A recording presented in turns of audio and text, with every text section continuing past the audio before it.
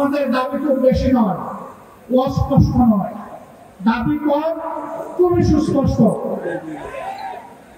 1 নম্বর দাবি হচ্ছে জুলাই বিপ্লবকে স্বীকৃতি দিতে হবে। যারা জুলাই বিপ্লব মানবেন না তাদের জন্য 26 সালে কোনো নির্বাচন নাই। 26 নির্বাচন দেখতে হলে আগে জুলাই বিপ্লবের স্বীকৃতি লাগবে,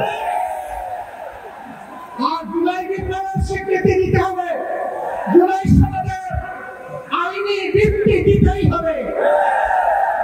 এই আইনি ভিত্তি ছাড়া কোন নির্বাচন অনুষ্ঠান হওয়ার কোন সম্ভাবনা নেই। তখন হবে আইনি ভিত্তির গুণাত্মক। এদেশের মুক্তিকামী মানুষের কথা একটাই, জাতীয় সংসদ নির্বাচনের আগে গণভোট অনুষ্ঠিত হতে হবে। গণভোটের ব্যাপারে সকল দল একমত, তাহলে তারিখ নিয়ে এই বায়নাবাজি কেন? একমত হয়ে যখন স্বাক্ষর করেছি সবাই, তখন গণভোট আগে হওয়াই হচ্ছে যুক্তিযুক্ত।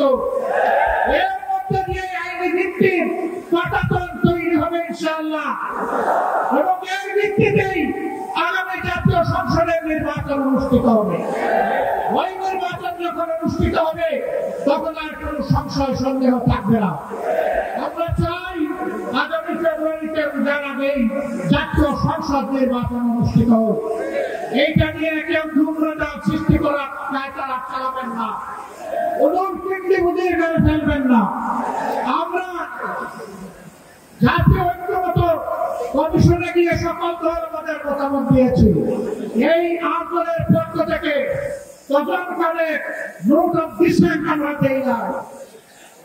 আমরা প্রস্তাবনা করে যৌক্তিক করে সেখানে আলাপ আলোচনায় আমরা ইতিবাচক মত দিয়েছি। এরপরে সংখ্যাগরিষ্ঠ দলের মতামতের ভিত্তিতে একটা চার্টার তৈরি হয়েছে। এটি হচ্ছে গণতন্ত্রের কথা, যে সংখ্যাগরিষ্ঠ যা বলবে বাকিরা তাই মেনে নেবে। কিন্তু আমরা দেখলাম না কেউ তা মেনে নিতে রাজি নন।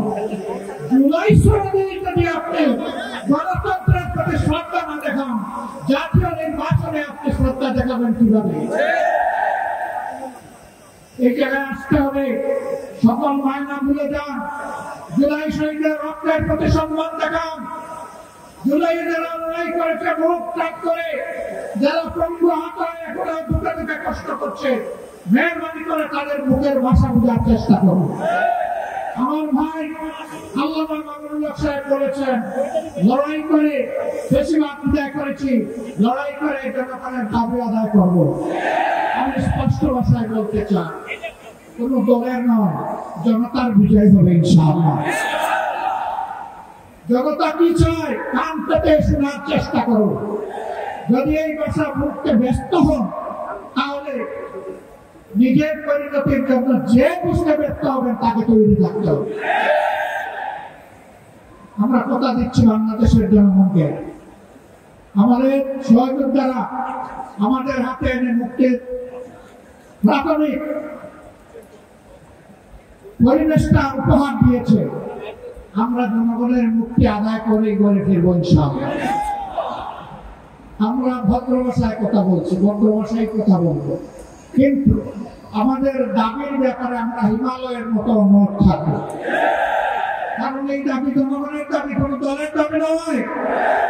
এই দাবি বিপ্লবের দাবি, এই দাবি ফ্যাসিবাদের দাবি না। অতএব ফ্যাসিবাদের দাবির কাছে বাংলাদেশের জনগণ মাথা নত করবে। এইরকম যতক্ষণ পর্যন্ত জনগণের দাবি আদায় না হবে, আমাদের আন্দোলন দুর্বার গতিতে চলতে থাকবে ইনশাআল্লাহ। আজ শীর্ষ নেতৃবৃন্দ মিটিংয়ের পরে আমরা মিলিত হচ্ছি। পরবর্তী কর্মসূচি যত শীঘ্রই আপনারা জানতে পারবেন। সেই কর্মসূচি বাস্তবায়নের জন্য প্রস্তুতি নেওয়া আহ্বান জানিয়ে এবং সরকারকে জনগণের ভাষা বুঝে অতি শীঘ্রে গণভোট আগে দেওয়ার সিদ্ধান্ত নেওয়া আহ্বান জানিয়ে আমার বক্তব্য এখানে শেষ করছি।